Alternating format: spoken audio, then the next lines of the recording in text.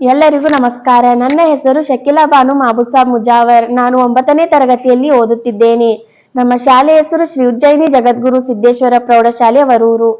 ಈ ಚಟುವಟಿಕೆಯಲ್ಲಿ ನಾನು ಒಂದು ಕಪ್ಪು ರಟ್ಟಿನ ಮೇಲೆ ಗಾಜಿನ ಚಪ್ಪಡಿ ಮತ್ತು ಬೆಳಕಿನ ಪಥ ಮತ್ತು ಬೆಳಕು ತನ್ನ ದಿಕ್ಕನ್ನು ಬದಲಾಯಿಸಿಕೊಂಡಿರುವುದನ್ನು ಕಾಲ್ಪನಿಕವಾಗಿ ಗುರುತು ಮಾಡಿಕೊಂಡು ಒಂದು ಮಾದರಿಯನ್ನು ತಯಾರಿಸಿಕೊಂಡಿದ್ದೇನೆ.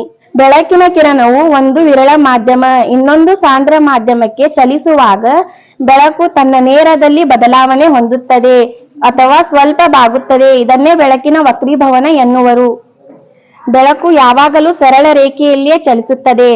ಅಂದರೆ ಗಾಜಿನ ಚಪ್ಪಡಿಯಲ್ಲಿ ಬೆಳಕು ವಿರಳ ಮಾಧ್ಯಮದಿಂದ ಸಾಂದ್ರ ಮಾಧ್ಯಮಕ್ಕೆ ಚಲಿಸುವಾಗ ಲಂಬದ ಕಡೆಗೆ ಬಾಗುತ್ತದೆ. ಇದರಿಂದ ಬೆಳಕು ತನ್ನ ನಿಜ ಪಥದಲ್ಲಿ ಚಲಿಸಲಾರದೆ ಸ್ವಲ್ಪ ಬಾಗಿಕೊಂಡು ಚಲಿಸುತ್ತದೆ. ಅದೇ ರೀತಿ ಬೆಳಕಿನ ಕಿರಣವು ಗಾಜಿನ ಚಪ್ಪಡಿಯಲ್ಲಿ ಸಾಂದ್ರ ಮಾಧ್ಯಮದಿಂದ ವಿರಳ ಮಾಧ್ಯಮಕ್ಕೆ ಚಲಿಸುವಾಗ ಲಂಬದಿಂದ ದೂರ ಸರಿದು ತನ್ನ ನಿಜವಾದ ಪಥಕ್ಕೆ ಸಮಾಂತರವಾಗಿ ಚಲಿಸುತ್ತದೆ. ಧನ್ಯವಾದಗಳು.